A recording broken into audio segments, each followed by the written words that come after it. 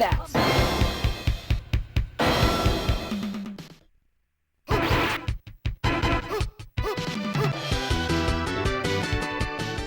Hey guys, and welcome back to another episode. On today's show, we're going to be taking a look at Ninja Combat, one of the Neo Geo's original launch titles, brought to us by ADK and published by good old SNK in 1990.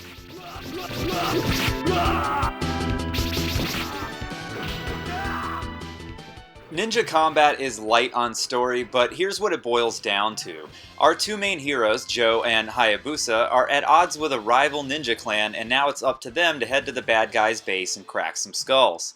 Along the way, you'll meet up with a few mini-bosses that'll end up joining you and can be selected after whichever stage you defeat them in. It's a pretty cool feature and adds a bit of variety to the tedium. You'd better like who you pick though, since you won't get to switch them out again until the stage is over.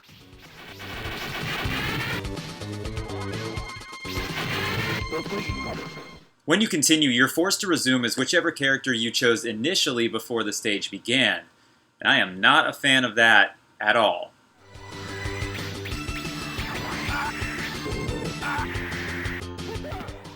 The game uses 3 buttons, one for your normal attack, one to jump, and one that acts like an evade move. If you hit C and then B during the dodge, you'll pull off sort of an aerial special for whichever character you use. Your attacks increase in strength and speed by picking up scrolls that are littered throughout barrels in the stages, and act almost like a shoot-'em-up. What I mean by that is that your character will shoot projectiles when attacking, and these scrolls increase the width and power of those projectiles. Once you have it powered up, you want to be really careful to keep it that way since it makes so many of the encounters a lot easier, and some of the bosses can just be spammed to death with little to no effort this way. When you die, your power level reverts all the way back down and you have to start over again. You've also got a screen clearing super move that can be done by charging A, but it costs one of your 4 precious bars of health to pull it off.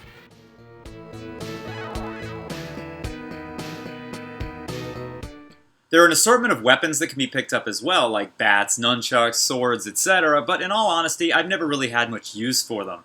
Your regular attack has far better range most of the time, and you lose the weapon anyway as soon as you take damage, so it's really not worth the trouble. The real problem with Ninja Combat is not in its gameplay, though it's a bit sluggish in general. Its problem lies in its difficulty, which isn't hard, it's just stupid. I don't know that I've ever played a game where it's as easy to die as it is in Ninja Combat. Just about every enemy or environmental hazard will take you out in one shot, and even the super moves don't help that much since they take chunks of your health to use. The game's hit detection is all over the place too. When you try to use the plane to move up and down to hit enemies, it's super inconsistent. Sometimes it's fine, but certain enemies seem to be completely immune to the game's rules and can hit you from all kinds of strange angles and steal a life from you before you even realize what just happened. The whole thing just feels really sloppy.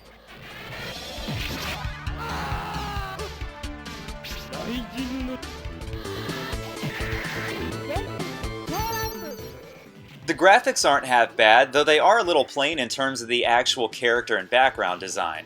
Colors look nice, and there's some nice variation in the levels and even some cool stage transitions. The bosses each have unique looks, and some are pretty out there, like this two-headed dude that carries around a missile and tries to beat you with it. Ninja Combat handles a bunch of stuff on screen really well too, without any real slowdown, which, to be honest, would probably help with the difficulty if it was there.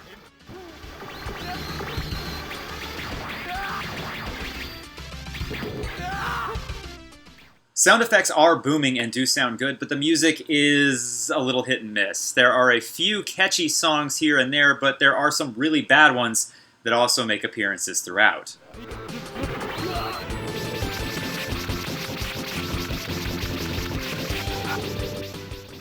Wrapping up, Ninja Combat is a weird game. It's simple and by all accounts should be a good hack and slash, but it just falls short due to its balance issues and sloppy hit detection. That's not to say that it doesn't have its charm, it certainly does, but it's hardly a satisfying experience even when you finish it. It's more like an exercise in frustration and patience to see if you care enough to get to the end.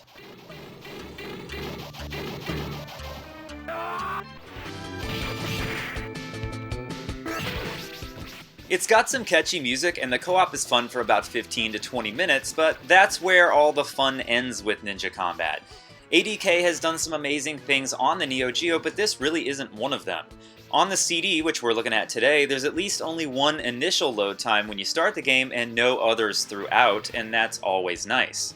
It runs on average of about $60 or so, and honestly, it's not worth it unless you just need it for your Neo CD collection. It's a neat little piece of history that's just not that much fun to play.